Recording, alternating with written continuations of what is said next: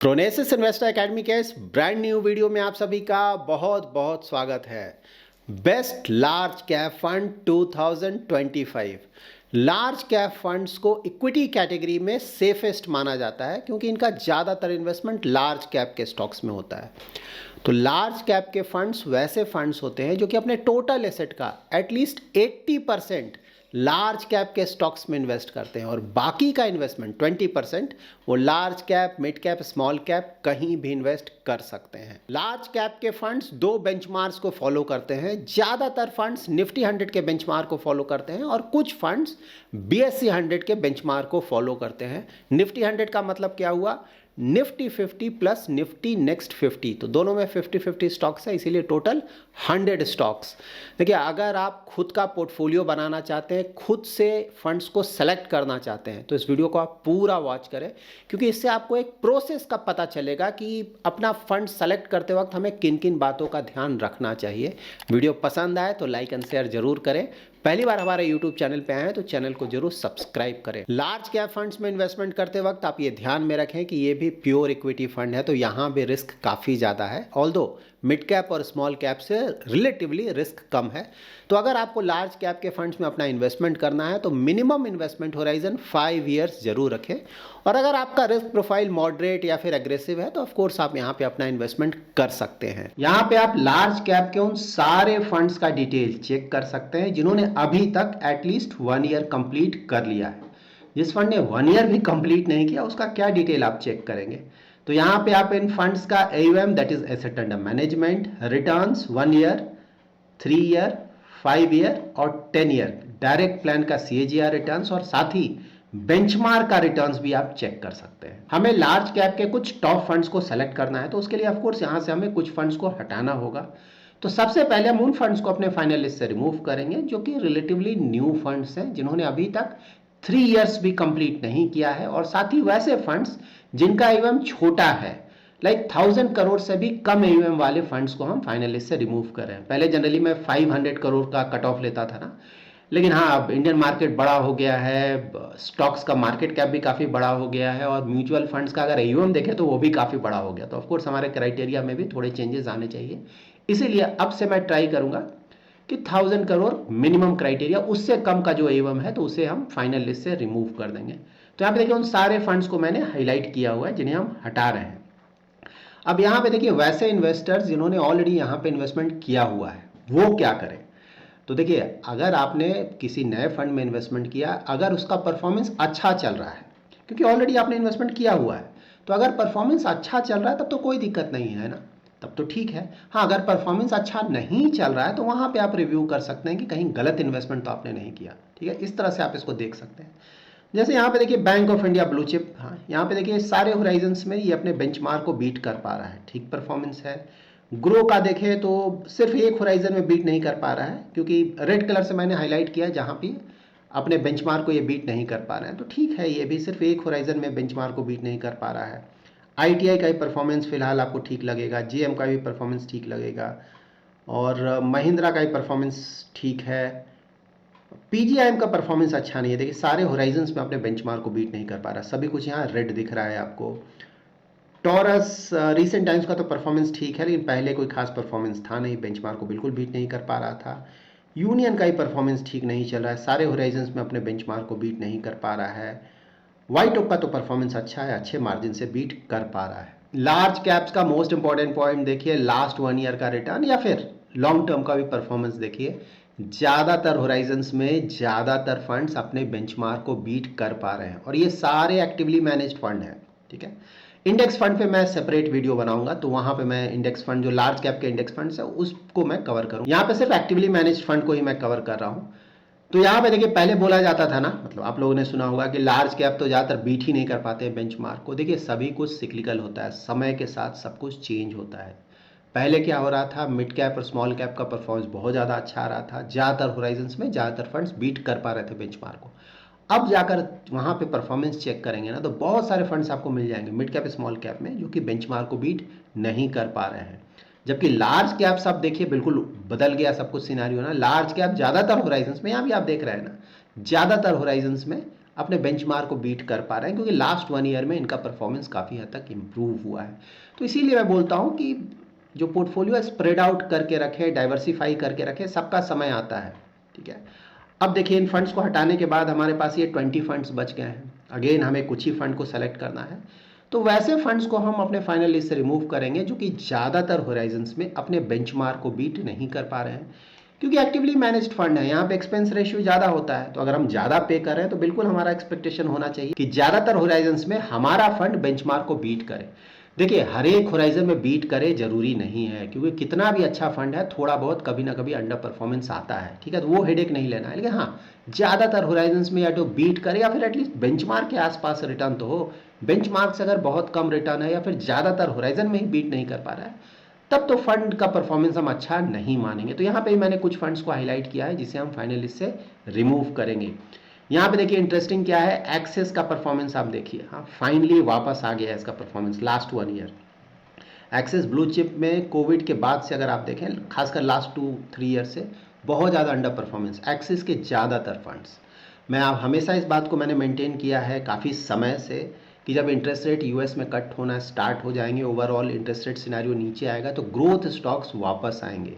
और growth stocks में investment करने वाले जो फंड्स हैं, ग्रोथ स्टाइल को फॉलो करने वाले, उनका ही परफॉर्मेंस वापस आएगा। मैंने आपको दिसंबर का टाइम दिया होगा, अगर आप लोग हमारे यूट्यूब चैनल के पुराने सब्सक्राइबर हैं तो बिल्कुल आपको ये ध्यान होगा। मैंने बोला था दिसंबर तक का टाइम दीजिए, जैन तक मोस्टली ज़्यादातर फंड्स का परफॉर्मेंस वापस आ जाएगा, ग्रोथ स्टाइल वाले। हाँ, यहाँ पे ये भी है कि अगर कोई ऐसा फंड है जिसका स्टॉक सिलेक्शन ही अच्छा नहीं है, सेक्टर सिलेक्शन ही अच्छा नहीं है, तो वो तो कभी वापस नहीं आएगा, उसकी बात अलग है। लेकिन ज़्यादातर फंड्स का परफॉर्मेंस मोस्टली दिसंबर या जैन तक आ जाएगा। एक्सिस वो बेस्ट एग्जांपल है, इसका देखिए परफॉर्मेंस वापस आने लगा है, बेंचमार्क को फाइनली बीट कर पा रहा है। जबकि देखिए लॉन्ग टर्म अभी भी देखिए ना, medium to long term performance नहीं दिख रहा है, लेकिन बेंचमार्क के आसपास ही रिटर्न है। लाइक 10 ईयर देखिए, ज़्यादा डिफरेंस नहीं है, क्योंकि पहले परफॉर्मेंस बहुत अच्छा हुआ करता था। But any how, growth style finally वापस आ रहा है। उसी तरह से ग्रोथ स्टाइल देखिए, पहले मेरे का बहुत ज़्यादा अंडर परफॉर्मेंस आ रहा था, इसका भी ना देखिए ये भी वापस आया है। अभी भी मतलब सारे होराइजन में ही बेंचमार्क को बीट नहीं कर पा रहा है, ये बात सही है, लेकिन हाँ, पहले के मुकाबले देखिए ये भी वापस आ रहा है। यूटीआई लार्ज कैप का भी देखेंगे तो पहले के मुकाबले परफॉर्मेंस इंप्रूव हुआ है, ऑल्दो अभी भी बहुत ज़्यादा अंडर परफॉर्मेंस है, मतलब उन दोनों फंड के मुकाबले तो इसका अंडर परफॉर्मेंस बहुत ज़्यादा है, लेकिन हाँ, इसमें भी थोड़ा इंप्रूवमेंट देखने को मिल रहा है। तो ये सब ग्रोथ स्टाइल वाले हैं। सो नाउ इनके अलावा हम डीएसपी को अपने फाइनल लिस्ट से रिमूव कर रहे हैं, ऑल्दो रिसेंट परफॉर्मेंस इसका अच्छा है, ठीक है, ये ध्यान में रखें, क्योंकि हमें कुछ टॉप फंड सेलेक्ट करना है, इसलिए मजबूरी में हमें कुछ फंड्स को तो हटाना है। लेकिन लॉन्ग टर्म तो इसका परफॉर्मेंस अच्छा नहीं है, लेकिन रिसेंट टाइम्स में एटलीस्ट फंड का परफॉर्मेंस ठीक रहा है। फ्रैंकलिन भी एवरेज फंड है ना, कभी अच्छा करता है कभी अंडर परफॉर्म करता है, एवरेज टाइप फंड है। एलआईसी का तो अंडर परफॉर्मेंस है, 3 होराइजन्स में बीट नहीं कर पा रहा है, लेकिन बेंचमार्क के आसपास ही रिटर्न है, ऐसा नहीं कि कोई बहुत ज़्यादा अंडर परफॉर्मेंस है। एसबीआई ब्लू चिप भी वही एवरेज टाइप फंड है, मतलब कभी आउट परफॉर्म करेगा कभी अंडर परफॉर्म करेगा, लेकिन बेंचमार्क के आसपास ही रिटर्न है, ऐसा नहीं कि कोई बहुत ज़्यादा अंडर परफॉर्मेंस है। सुंदरम का तो अंडर परफॉर्मेंस है, लेकिन यहाँ भी देखिए सारे फंड्स वही है ना, लार्ज कैप का देखिए परफॉर्मेंस इंप्रूव हुआ है लास्ट 1 ईयर में, इसीलिए कोई भी फंड आपको यहाँ ऐसा नहीं मिलेगा जो कि बहुत ज़्यादा अंडर परफॉर्म कर रहा हो, मोस्टली बेंचमार्क के आसपास ही या फिर थोड़ा बहुत अंडर परफॉर्मेंस। तो देखिए इन फंड्स को हम अपने फाइनल लिस्ट से रिमूव कर रहे हैं। फाइनली हमारे पास ये कुछ फंड्स बच गए, तो यहाँ पे अगेन हमें कुछ टॉप फंड सेलेक्ट करना है इसमें भी, तो वैसे फंड्स को हम अपने फाइनल लिस्ट से रिमूव करेंगे जो कि ज़्यादातर होराइजन्स में अपने बेंचमार्क को 2% या उससे ज़्यादा के मार्जिन से बीट नहीं कर पा रहे हैं। देखिए बेंचमार्क को जितने बड़े मार्जिन से फंड बीट करे उतना अच्छा है ना, फंड को उतना अच्छा माना जाएगा कि अच्छा रिटर्न जनरेट कर रहा है। तो यहाँ पे सभी को मैंने हाईलाइट किया हुआ है, जैसे यहाँ पे ना डिफरेंट कलर से हाईलाइट किया है, यहाँ पे ये 2% के मार्जिन से बीट नहीं कर पा रहे हैं। तो देखिए ये सारे फंड्स अच्छे फंड्स हैं लार्ज कैप के, ठीक है, क्योंकि ज़्यादातर होराइजन्स में ये फंड्स अपने बेंचमार्क को बीट कर पा रहे हैं। तो हमेशा ध्यान में रखें ये सारे फंड्स का परफॉर्मेंस अच्छा है, लेकिन यस हमारी मजबूरी है, हमें तो so called top fund select करना है, तो कुछ फंड्स को हम अपने फाइनल लिस्ट से रिमूव करेंगे। तो देखिए जहां भी ये आपको कलर ज़्यादा दिख रहा है ना, उन सारे फंड्स को रिमूव करेंगे। सो इन सारे फंड्स में हम सिर्फ 2 फंड्स को सेलेक्ट करने जा रहे हैं, एक है आईसीआईसीआई प्रू और दूसरा है निपॉन। इन दोनों फंड्स का हम डिटेल रिव्यू भी करेंगे ताकि आपको अच्छी तरह से पता चल सके कि अगर आपको इन्वेस्टमेंट करना है तो आपके पोर्टफोलियो के लिए कौन सा फंड ज़्यादा सुटेबल होगा। यहाँ पे मैं फिर से क्लियर कर दूँ, ये सारे फंड्स का परफॉर्मेंस अच्छा है, ठीक है, किसी भी फंड को यहाँ पे आप खराब नहीं बोल सकते हैं। खासकर बड़ौदा का देखिए परफॉर्मेंस कितना अच्छा परफॉर्मेंस है, और केनरा रूबिको का देखिए परफॉर्मेंस, इनका ही परफॉर्मेंस पहले से बहुत इंप्रूव हुआ है और ये तो पुराना अच्छा ट्रैक रिकॉर्ड वाला फंड है। HDFC का भी परफॉर्मेंस ठीक था, लेकिन आपको पता है ना वैल्यू में ज़्यादा होता है, तो वैल्यू का परफॉर्मेंस थोड़ा डाउन हुआ, इसीलिए लास्ट 1 ईयर में थोड़ा अंडर परफॉर्मेंस आ गया यहाँ पे। कोटक भी पुराना फंड है और काफ़ी समय से अच्छा खासा रिटर्न दे रहा है। तो यहाँ पे बड़ौदा, केनरा, कोटक, ये सब पुराने फंड्स हैं, इनका ट्रैक रिकॉर्ड बहुत अच्छा रहा है। सो नाउ ये है हमारे टॉप 2 फंड्स, हाँ, निपॉन इंडिया लार्ज कैप और ICICI प्रू ब्लू चिप। इन दोनों फंड्स को सेलेक्ट किया, इसका ये बिल्कुल मतलब नहीं है कि बाकी फंड्स खराब हैं। ये इंटरेस्टिंग डिटेल है, इसे भी आप हमेशा ध्यान में रखें। NAV डेट 31 मार्च 2020, कोविड के समय जब मार्केट बहुत ज़्यादा गिरा था ना, देखिए बेंचमार्क इनका 25% के आसपास गिर गया था, उस समय का है। तो उन फंड्स को भी हमें एक्स्ट्रा वेटेज आइडियली देना चाहिए जो कि बेंचमार्क के मुकाबले कम गिरते हैं, क्योंकि लॉन्ग टर्म में तो मार्केट कई बार ऊपर जाएगा, कई बार नीचे जाएगा ना। इसीलिए मैंने आपको बताया था कि बड़ौदा और केनरा दोनों बहुत अच्छे फंड्स हैं। देखिए डाउन साइड प्रोटेक्शन कितना अच्छा है इन दोनों का, और सबसे अच्छा है एक्सिस ब्लू चिप फंड का। बेंचमार्क 25% के आसपास गिरा था, ये फंड सिर्फ 7% के आसपास गिरा था कोविड के समय। उसी तरह से बड़ौदा सिर्फ 12% गिरा था, और केनरा भी अबाउट 12% के आसपास गिरा था। तो इन तीनों ही फंड का डाउन साइड प्रोटेक्शन बहुत अच्छा है। और ज़्यादा कौन गिरा था, देखिए HDFC बेंचमार्क से भी ज़्यादा गिर गया था, निपॉन बेंचमार्क से भी ज़्यादा गिर गया था, ICICI बेंचमार्क के आसपास गिरा था, मेरे भी बेंचमार्क के आसपास गिरा था। तो जब भी आप फंड सेलेक्ट करें इन्वेस्टमेंट के लिए, तो इस चीज़ को भी आप ध्यान में रखें कि किस फंड का डाउन साइड प्रोटेक्शन अच्छा है। और ये देखिए फाइनली इन दोनों फंड्स का हम थोड़ा डिटेल रिव्यू कर लेते हैं, तो इससे आपको पता चलेगा कि फंड्स को सेलेक्ट करते वक्त आपको किन किन बातों का ध्यान रखना चाहिए। ये देखिए risk and return parameters 3 year, 5 year, 10 year, 3 Horizons का देखते हैं। तो स्टैंडर्ड डिविएशन और बीटा दोनों से रिस्क पता चलता है, जितना ज़्यादा है उतना ज़्यादा रिस्की माना जाएगा, कम है तो अच्छा है। शार्प रेशियो अल्फा जितना ज़्यादा है उतना अच्छा माना जाएगा, क्योंकि ये शार्प रेशियो है रिस्क एडजस्टेड रिटर्न, और अल्फा मींस बेंचमार्क को कितने मार्जिन से बीट कर पा रहा है। शार्प रेशियो अगर किसी फंड का 1 से ज़्यादा है तो माना जाएगा उस फंड का रिस्क एडजस्टेड रिटर्न बहुत अच्छा है। अल्फा भी दोनों का बहुत अच्छा है। अगेन 5 ईयर में भी देखें तो ठीक ठाक है, 1 के आसपास शार्प रेशियो है। अल्फा भी ठीक है, लार्ज कैप है ना, मतलब हमेशा बहुत बड़े मार्जिन से बीट नहीं कर पाएगा। 3 ईयर में तो परफॉर्मेंस बहुत अच्छा आया है। 10 ईयर में परफॉर्मेंस ठीक है। देखिए शार्प रेशियो तो कोई खास माना नहीं जाएगा, ठीक है, 0.6 से भी कम है, लेकिन हाँ अल्फा एटलीस्ट बेंचमार्क को बीट कर पा रहा है। तो ओवरऑल दोनों ही फंड्स का अगर आप रिस्क एंड रिटर्न पैरामीटर्स देखें तो परफॉर्मेंस अच्छा रहा है, short term, medium term, long term, सभी जगह। और यहाँ पे अगेन मोस्ट इंपॉर्टेंट स्लाइड मैं हमेशा बताता हूँ, इन डिटेल्स को आप ज़रूर चेक करें अगर किसी फंड में इन्वेस्टमेंट करना चाहते हैं। इससे आपको इन्वेस्टमेंट स्टाइल और स्ट्रैटेजी का पता चलता है। तो देखिए निफ्टी 100 को ज़्यादातर फंड्स फॉलो करते हैं बेंचमार्क। तो बेंचमार्क का पी रेशियो कितना है, ट्रेलिंग पी है 23.4, ठीक है, हमेशा ध्यान में रखें ये सब चीज़ें।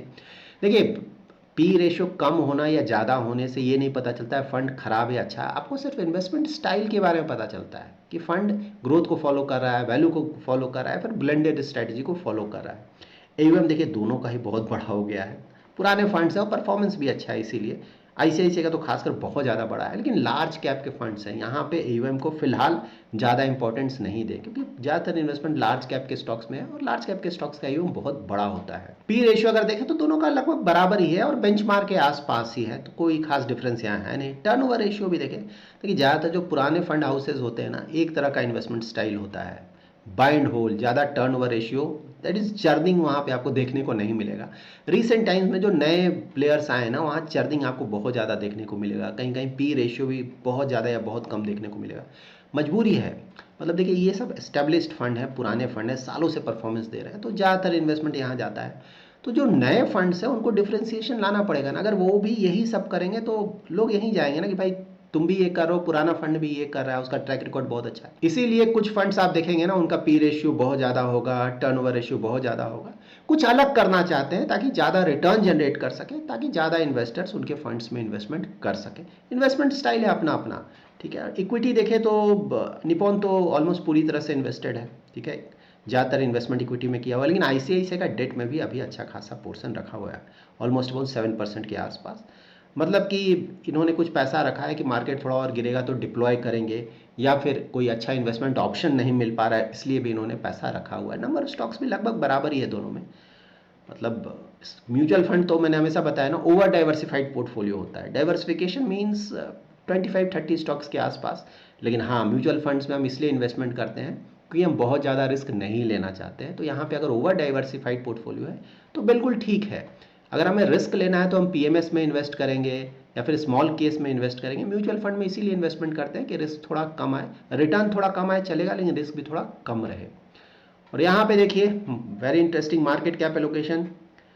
तो लार्ज कैप में तो दोनों का ही लगभग बराबर की तरह ही इन्वेस्टमेंट है, लेकिन हाँ एक डिफरेंस है यहाँ पे स्मॉल कैप का। अगर आप देखेंगे ना, लाइक निपॉन ने स्मॉल कैप में ऑलमोस्ट 7% का एक्सपोजर लिया है, जबकि आईसीआईसीआई में आपको स्मॉल कैप का एक्सपोजर नहीं मिलेगा। मिड कैप में दोनों ने एक्सपोजर लिया है, तो रिलेटिवली मिड कैप और स्मॉल कैप निपॉन में आपको एक्सपोजर ज़्यादा देखने को मिलेगा। और मे बी ये एक बड़ा रीज़न हो सकता है जिसके कारण इसका रिटर्न थोड़ा ज़्यादा आ रहा है। यहाँ पे आप सेक्टर लोकेशन चेक कर सकते हैं तो ज़्यादा डिफरेंस देखने को नहीं मिलेगा। ऊपर हमेशा फाइनेंशियल होगा, टेक होगा, एनर्जी होगा, उसके बाद कंज्यूमर डिस्क्रिशनरी, यहाँ भी यही तीनों सेक्टर्स हैं। और एक्सपोजर में थोड़ा बहुत अंतर है, लाइक फाइनेंशियल यहाँ पे ज़्यादा है निपॉन में, और बाकी तीनों तो लगभग बराबर ही है यहाँ पे भी। और कंज्यूमर स्टेपल्स यहाँ पे थोड़ा ज़्यादा एक्सपोजर लिया गया और यहाँ पे इंडस्ट्रियल्स में थोड़ा ज़्यादा एक्सपोजर लिया गया है। यहाँ पे इन दोनों फंड्स का आप स्टॉक पोर्टफोलियो चेक कर सकते हैं तो ज़्यादातर स्टॉक्स मोस्टली सेम ही होंगे, क्योंकि लार्ज कैप के फंड्स हैं। तो मोस्टली आपको देखिए वही same HDFC, ICICI, Reliance, ITC, Infosys, यहाँ भी आपको यही फंड्स मिलेंगे ज़्यादातर केसेस में। और SBI यहाँ पे अच्छा खासा एक्सपोजर लिया गया है, जबकि ICICI में SBI नहीं है। L&T तो दोनों में मिल जाएगा, एक्सेस भी मिल जाएगा। तो ये था बेस्ट लार्ज कैप फंड्स का रिव्यू। अगेन मैं रिपीट कर रहा हूँ, देखिए ऑफ कोर्स इन दोनों फंड्स का परफॉर्मेंस बहुत अच्छा रहा है, लेकिन इसका ये बिल्कुल मतलब नहीं है कि बाकी के फंड्स अच्छे नहीं हैं। इनके अलावा भी आपको आसानी से 3-4 फंड्स और अच्छे मिल जाएंगे लार्ज कैप में, जिसके बारे में मैंने ऑलरेडी बताया हुआ है। उन फंड्स का ही परफॉर्मेंस बहुत अच्छा रहा है। तो ऑफ कोर्स आपको देखना है कि आपका कन्वीनियंस क्या है, आपका पोर्टफोलियो का रिक्वायरमेंट क्या है, उसके बेसिस पे आप डिसीजन लें। So that's it in this video. अगर आपको ये वीडियो पसंद आया है तो जरूर लाइक एंड शेयर करें, और पहली बार हमारे यूट्यूब चैनल पे आए हैं तो चैनल को जरूर सब्सक्राइब करें। Thanks lot for watching.